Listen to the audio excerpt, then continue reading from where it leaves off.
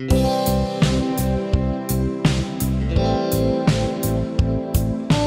Roquefort, roi des fromages et fromage des rois. Le Roquefort, première appellation d'origine contrôlée en France, un produit de Midi-Pyrénées connu et reconnu aux quatre coins de la planète. Nous sommes dans les caves de Roquefort Société, une véritable légende depuis 1842.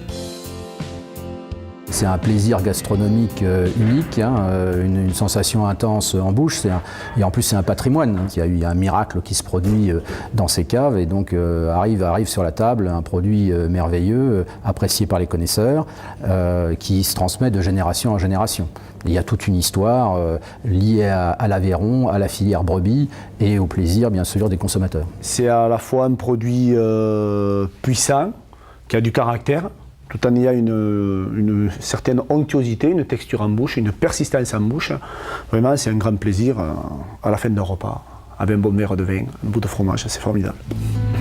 Le maître affineur, véritable gardien du temple et garant du savoir-faire transmis par les anciens. L'opération, qui dure de 3 à 10 mois, se déroule dans des caves souterraines ventilées de manière naturelle et qui ont été créées après l'effondrement de la montagne autour de Roquefort. L'évolution du pénicillium est surveillée. Le pénicillium, c'est ce champignon microscopique qui est intégré au fromage et qui lui donne tout son goût et sa texture. On va sonder le fromage. Voilà, déjà, à la pénétration de la sonde, on va voir déjà la texture du produit. Ensuite, on va voir la quantité de pénicillium qui s'est développée dans les cavités. La quantité de pénicillium ainsi que la texture du fromage. C'est-à-dire le pénicillium commence à dégrader la pâte du fromage pour le rendre un peu plus onctueux.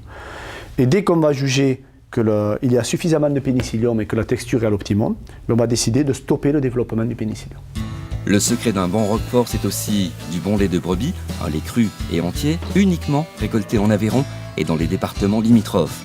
200 jours de traite par an pour 200 litres de lait par tête. Pour les éleveurs, c'est un véritable atout économique et une réelle fierté d'être un maillon essentiel de la filière Roquefort.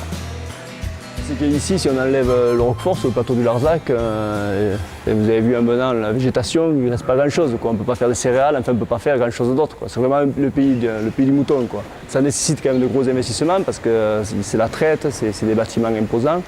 Et puis c'est les contraintes de travail, quoi. La traite c'est 2 fois par jour et c'est 6 mois de l'année, quoi. Voilà. Mais heureusement que sur le plateau, on a un Roquefort qui est quand même un produit à forte valeur ajoutée, quoi. Et les caves de Roquefort Société reçoivent plus de 2000 visiteurs gratuitement chaque année. Objectif de développement, le marché américain et néo-zélandais. Qui sait, peut-être qu'un jour, et de manière légitime, en Nouvelle-Zélande, le Roquefort sera le seigneur des fromages.